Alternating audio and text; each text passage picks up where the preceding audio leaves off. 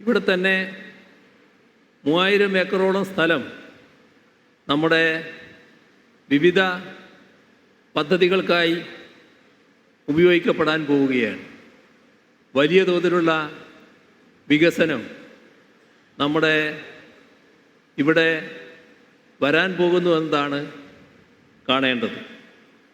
നമ്മുടെ നാടിൻ്റെ വികസനം അത് നല്ല രീതിയിൽ യാഥാർത്ഥ്യമാക്കാനുള്ള നീക്കങ്ങളാണ് നടന്നിട്ടുള്ളത്.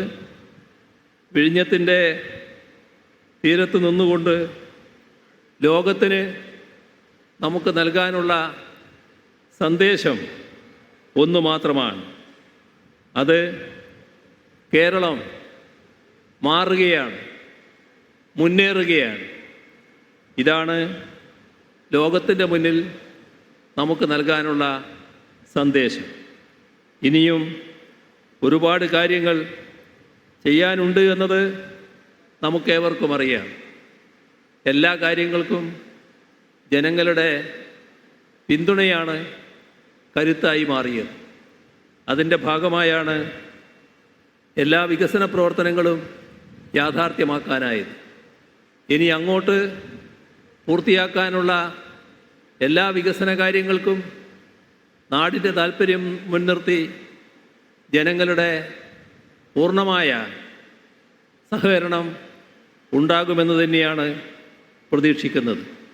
അതുകൊണ്ട് ജനങ്ങളുടെ ആകെ പിന്തുണയോടെ പൂർത്തീകരിക്കാനുള്ള കാര്യങ്ങൾ പൂർത്തീകരിക്കാനാകും എന്ന് തന്നെയാണ് ഉറപ്പിച്ച് പറയാനുള്ളത്.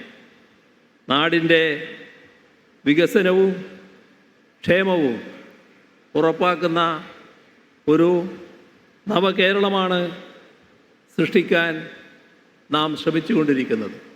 ആ കാര്യത്തിൽ നമുക്ക് ഒന്നിച്ചു മുന്നേറാം എന്ന് അറിയിച്ചുകൊണ്ട് വിഴിഞ്ഞം പദ്ധതിയുടെ 2ാം ഘട്ടത്തിൻ്റെ നിർമ്മാണ പ്രവർത്തനങ്ങളുടെയും പോർട്ട് ദേശീയപാത റോഡിൻ്റെയും ഉദ്ഘാടനം നിർവഹിച്ചതായി അറിയിച്ചുകൊണ്ട് അവസാനിപ്പിക്കുന്നു.